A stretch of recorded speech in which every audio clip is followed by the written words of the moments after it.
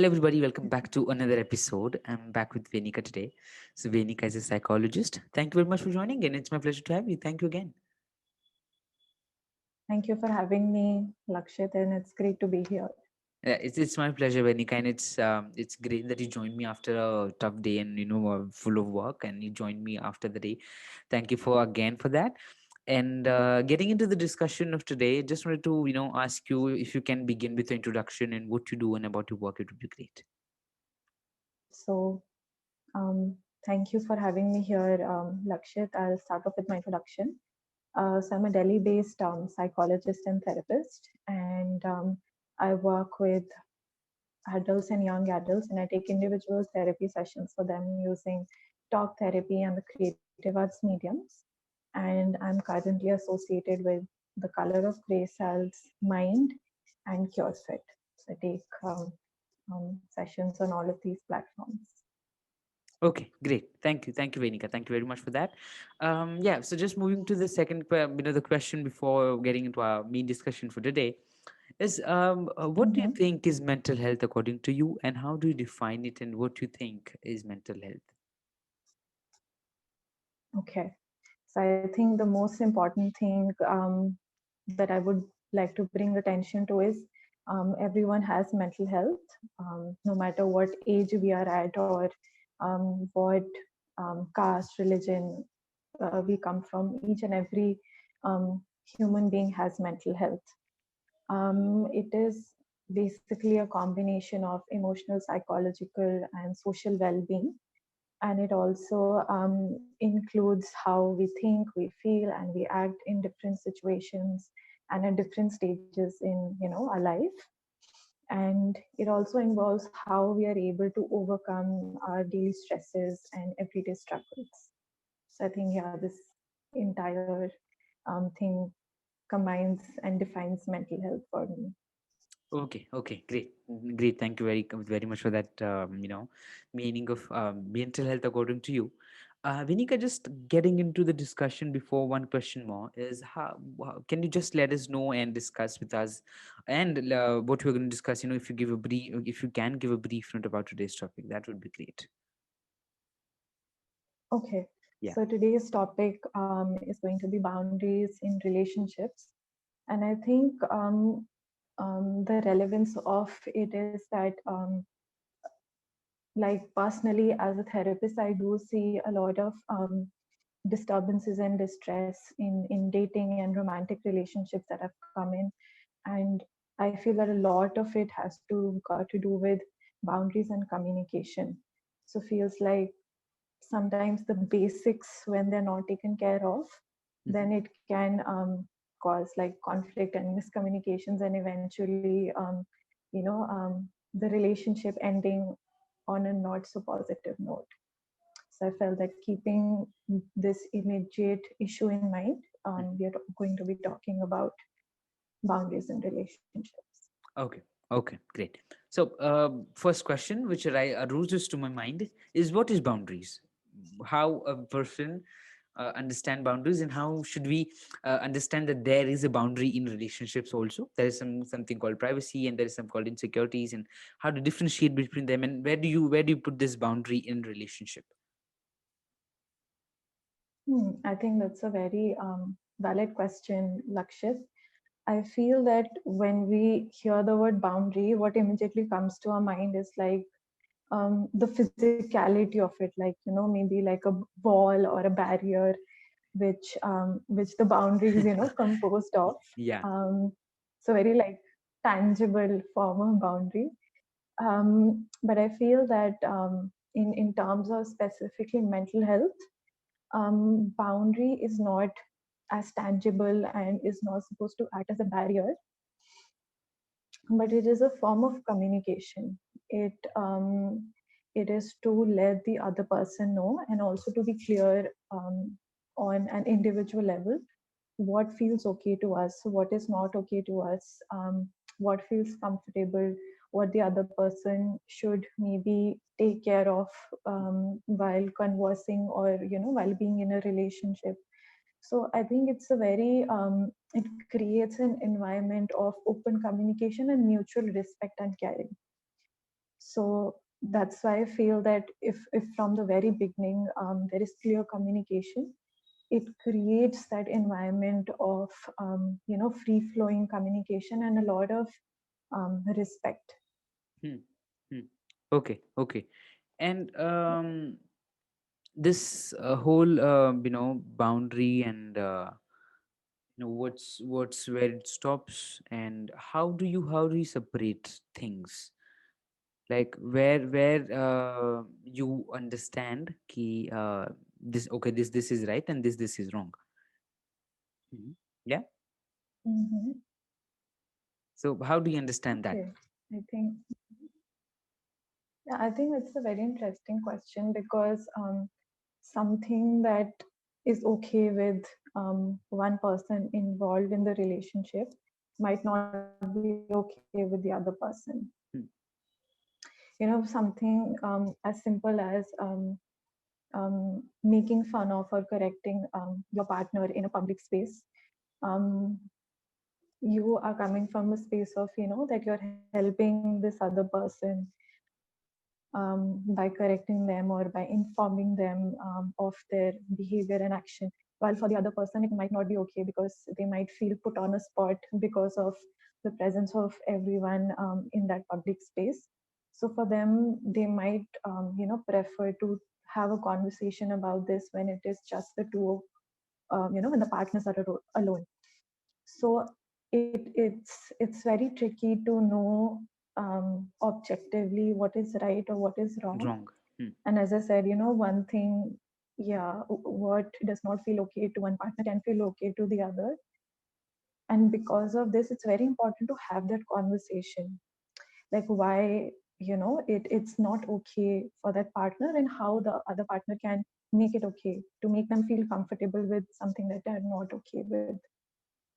So I Mhm. think it's more of a matter of how the things can be worked together instead of objectively trying to understand what is right or what is wrong, because that can be subjective. Okay. Yeah, so just Venika, again, one more question, which is, we suffered. Everybody was in a horrible condition, and of course, somebody also gained and enjoyed, and yeah, it was both bad and good in 2020. So one question is about, as we are discussing about boundaries in relationship. One thing was that relationship were disturbed. People were some a lot of people, a lot of people in really dating in relationships which were home together, and seeing each of them basically 24 hours in the day, every each and day, every minute you're seeing your partner in your house.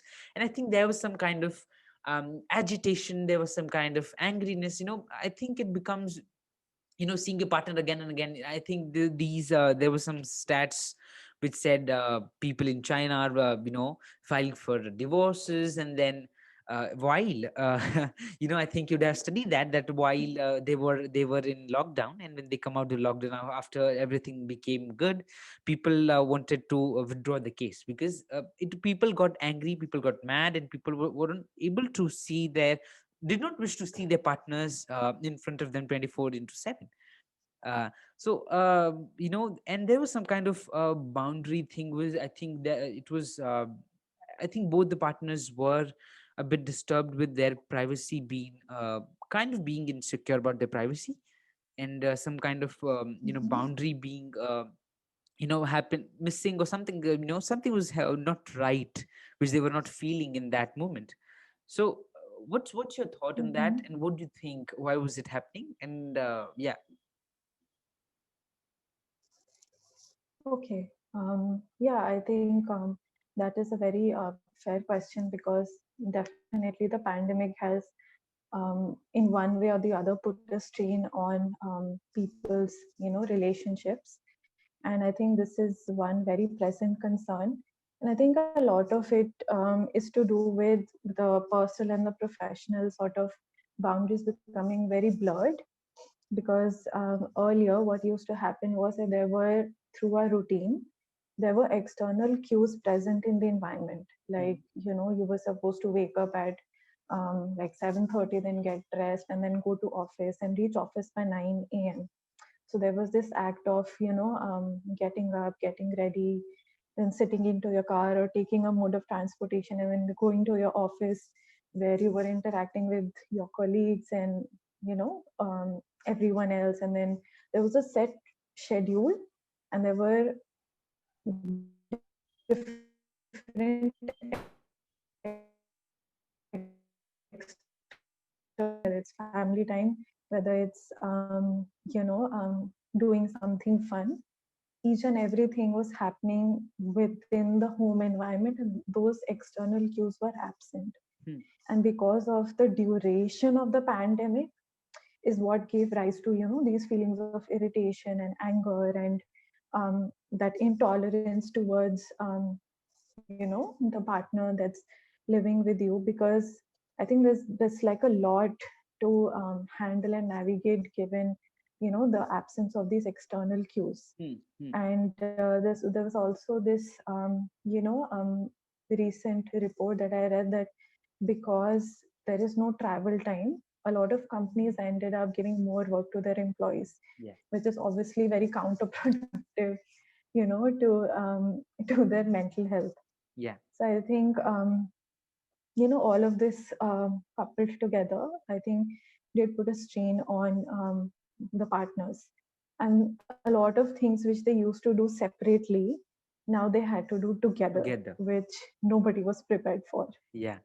So, like, doing some presentations or holding meetings, which was earlier done in separate physical spaces in the office, are now happening at home. And with respect to that, also how it can lead to conflict is, for example, if there is just one soundproof room in the house and that is suitable for meetings, and if the partners don't communicate and their meetings clash, like at the same time both of them need to use the same room, then that can also lead to Yeah. conflict, because the room can be used by one person only at a time. So Yeah. I think it's a culmination of all of these little things that we usually don't pay attention to, but when it comes to the breaking point that we sort of have these anger outbursts, only then we are able to sort of maybe take a step back and realize what all has contributed um, to these feelings that are happening in the present. I think communication is a very big key, and also what you spoke about, that privacy aspect, because there are a lot of shared spaces within the house. Definitely the privacy would be less as compared to pre COVID times, but I think with communication, that is also something that can be managed. And a lot of times I feel that when maybe one of the partners put forward their desire to have some privacy, it is taken usually by the other partner as some form of rejection onto themselves, that Yeah. immediately the thought that comes to mind is, okay, now this person wants to have some break from me, that is why they would want some private time or some off time, which is with, like, specifically in relation to COVID, that can be true to some extent, Hmm. um, because as I said that nobody was prepared to sort of spend so much time together, but also the fact that it is important to be aware of what is going on within you, irrespective of what are the things happening around you and with your partner. Hmm. And the purpose of having some private time is to allow ourselves to spend some time with ourselves, to understand what is going on within ourselves. With And when we are able to understand that, that makes the communication and relationship with a partner more informed. Sometimes when you feel that your need is not being met, you might end up pointing finger at your partner, um, because you did this, I was not able to do this. Yeah. Yeah. Yeah, but if you have some alone time and maybe you have the time to reflect on things that you would want to do, or things that you haven't been paying attention to, then you say that, okay, hey, this is, maybe swimming is something that I have been missing, and we have a pool in our house. So, maybe I can wake up tomorrow half an hour early and go and have a swim and see how that feels for me. So it allows you some time to reflect and rejuvenate without taking it out on your partner. Hmm. Yeah. Yeah. So a lot of times it is not about rejecting your partner Mhm. when you want privacy, but it's just to like go within and understand what is going on for you within you. Okay. Okay. Yeah, Great. I think, Thank you. yeah. And last question for the session was to you. A person when understands that his or her privacy in a relationship has been kind of getting, is not getting his personal space, or is getting some way, some way disturbed, or some way not able to, you feel insecure about your privacy, and you feel that the boundary which is being, not kept, which it must be. How does a person understand that I must not try to offend the other person opposite of me, the partner basically, he or she, anybody, and make that boundary again without making him or her hurt, or offending him, or any kind of Mm. him or her offending you or anything. Hmm. Okay, I think, yeah, um, that's something that I've heard people, ask me a lot, that how do we sort of maintain, that balance without communicating, but also not offending the other person. I think there are two aspects to it. First is that it is unhealthy to expect your partner to be your everything. Like, your best friend, also someone who's taking care of you, also, and then being there for you whenever you need, like 24/7. I think that places a lot of unrealistic expectation on the partner. Hmm, hmm, And once you do get into the habit of relying a lot on your partner, a lot of times what happens is you start moving away from your friends, your family members, and other people who are there in your life and who are a part of your life. The thing is that what has happened is you have assigned all of these roles that different people play in your life to this one person who is your partner, yeah. which is very unrealistic, and also places a lot of pressure on their partner. Because now if that partner is not there one time when you need them, then that is going to get under scrutiny.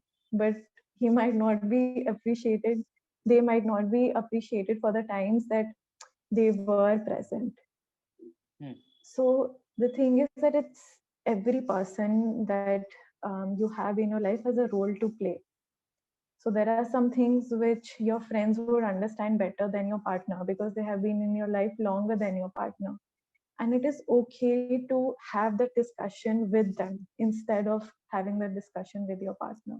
hmm, hmm, Or there are some things, for maybe legal things or legal issues, on which your parents might be able to guide you better as opposed to your partner. So it is okay to have like certain like have all these people in your life who are playing different roles, instead of placing all of these expectations on this one person to fulfill all of these things. hmm. And the downside to it is that if in case a relationship does not work out, then you are left in like a state of confusion, because now there is no one to fulfill all of those roles. Hmm, hmm, That one person is not present. hmm, hmm.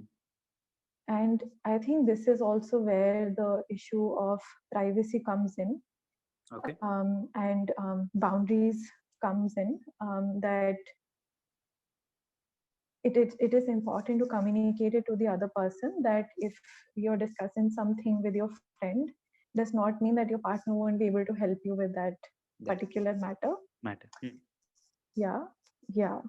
So it's just that because of the quality of the relationship that you have with your friend, for specifically that particular matter, your friend might be more helpful, which is a very, I think, important piece of information that needs to be communicated to the partner, so that they don't feel insecure, and they feel that, yeah, okay, like there are some things that I'm there for, and there are some other things which these other people are there for.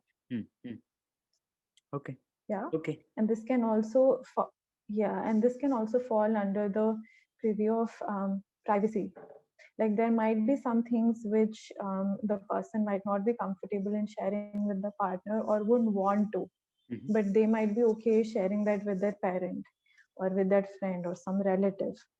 But that does not mean that that the partner is any less important, which I think is also again very important piece of information that needs to be communicated, so that the partner feels, the firstly is not in a state of confusion that Mhm. why wasn't this particular thing maybe shared with me, and they don't feel rejected that maybe they're not doing enough, which is why the partner has not told them of a certain thing.